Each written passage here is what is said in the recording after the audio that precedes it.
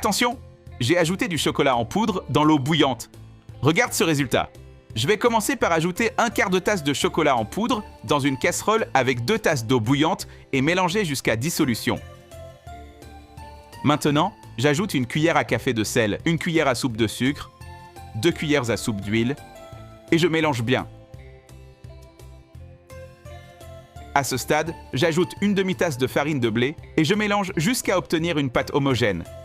Quand on arrive à ce point, je transfère la pâte dans un bol, je l'étale bien et je la laisse tiédir un peu. Dans un petit bol, je mets une demi-tasse d'eau tiède, 5 g de levure, une cuillère à soupe de sucre et je mélange jusqu'à ce que la levure se dissolve. On verse ce mélange dans le bol avec la pâte, on ajoute une tasse de farine de blé et on mélange bien jusqu'à homogénéité. Et avant que j'oublie, dis-moi de quelle ville tu nous regardes pour que je t'envoie une grande accolade. L'accolade d'aujourd'hui va pour Juliette Morel de Lyon. Je suis ravi que tu apprécies nos recettes. À ce stade, on couvre le bol et on laisse reposer 40 minutes. Dis-moi quelle recette avec du chocolat en poudre tu préfères préparer, j'aimerais beaucoup le savoir.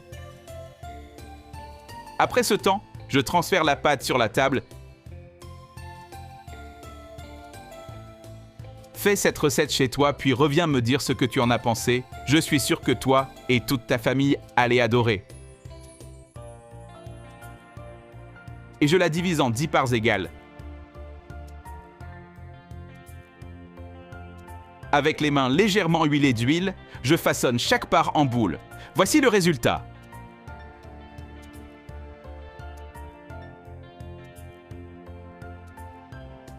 Pour finir, je mets tout sur une plaque. Une fois que tu auras fait cette recette une première fois, elle deviendra une habitude. Elle est simple et délicieuse.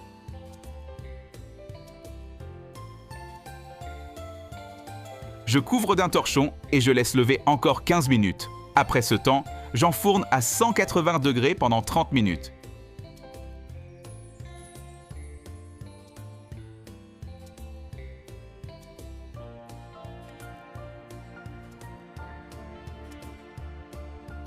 Et pour une petite touche spéciale, on saupoudre de sucre glace à volonté.